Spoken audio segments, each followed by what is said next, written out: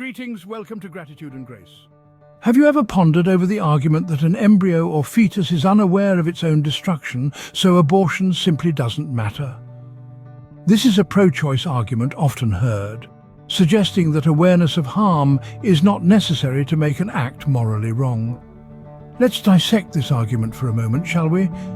Consider a scenario where a woman, inebriated to the point of unconsciousness, is at a party. She may never know that she was assaulted by 3 men. Does her lack of awareness absolve the act? Does it somehow make the assault acceptable? Of course not. The act remains morally wrong, regardless of the victim's awareness.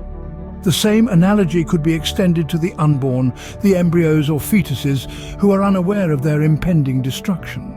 Their lack of awareness can't possibly nullify the moral implications of the act of abortion.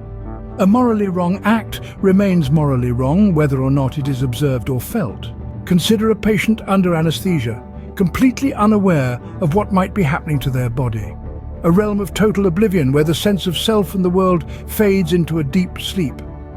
Yet in this state of unconsciousness, we hold an unspoken agreement, a sacred trust, that the patient's bodily integrity will be upheld with the utmost respect and care.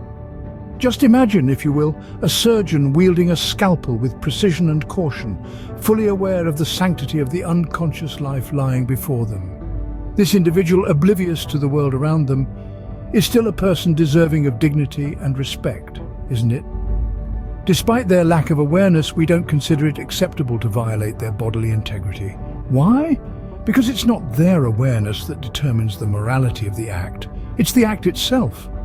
The principle holds true whether the patient is in a state of dreamless sleep, under the effect of anesthesia, or simply unaware of their circumstances. In essence, it's not about whether they know or feel what's happening to them. It's about the inviolable respect we owe to each other as human beings. It's about recognizing and honoring the sacredness of life in all its forms and states.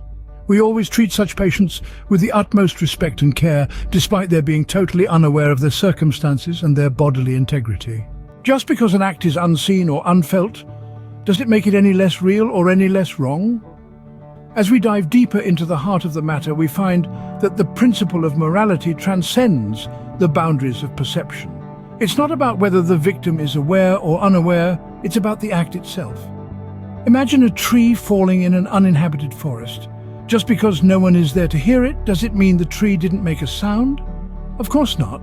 The sound exists, irrespective of whether there's anyone to hear it. In the same way, a violation of a person's bodily integrity is wrong, regardless of their awareness. Just because the act is unseen or unfelt, it doesn't erase the reality of the act. It doesn't change the fact that a boundary has been crossed, a line has been overstepped. This principle holds true regardless of the circumstances, regardless of the individuals involved. Our understanding of right and wrong isn't based on the perception of the victim, but on the action itself. It's not about what is felt or seen, but about what is done. And so, the argument that an embryo or fetus's unawareness makes abortion morally acceptable simply doesn't hold up against logical reasoning. A morally wrong act is morally wrong, whether or not it is observed or felt. If you've enjoyed this video, please share, like, comment, and subscribe to this channel.